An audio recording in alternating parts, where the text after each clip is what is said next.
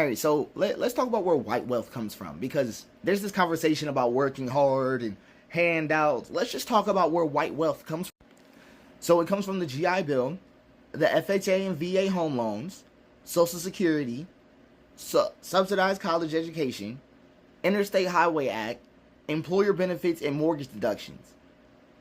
That's where almost 70% to 80% of white wealth is from.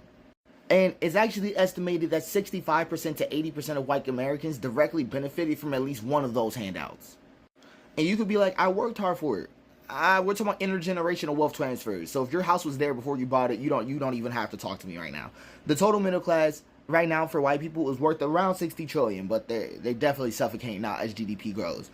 And at least 60% or 70% of that wealth comes from either home ownership, college education advantages, and tax benefits tied to those policies. Intergenerational transfers like inheritance, property, pensions, business ownership account for 80% of middle class wealth today, meaning that most of this traces back to a historic subsidy. So that whole idea that you worked as hard as everybody else to get here, it is outright dishonest. So at least 15 trillion inflation adjusted directly invested into making the white middle class.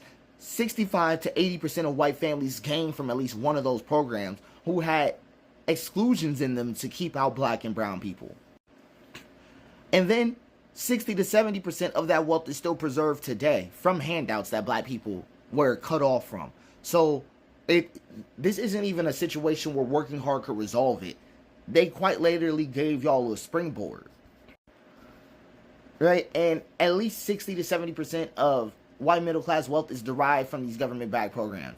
So the modern white middle class is still structurally supported from wealth transfers from the government policies, right? Even as direct racial barriers like redlining, college restrictions have been rebranded into class-based gatekeeping mechanisms, right? Most of the wealth that white people have right now doesn't come from their ability to work or even how they're favored. It comes from a historical policy, a historical handout.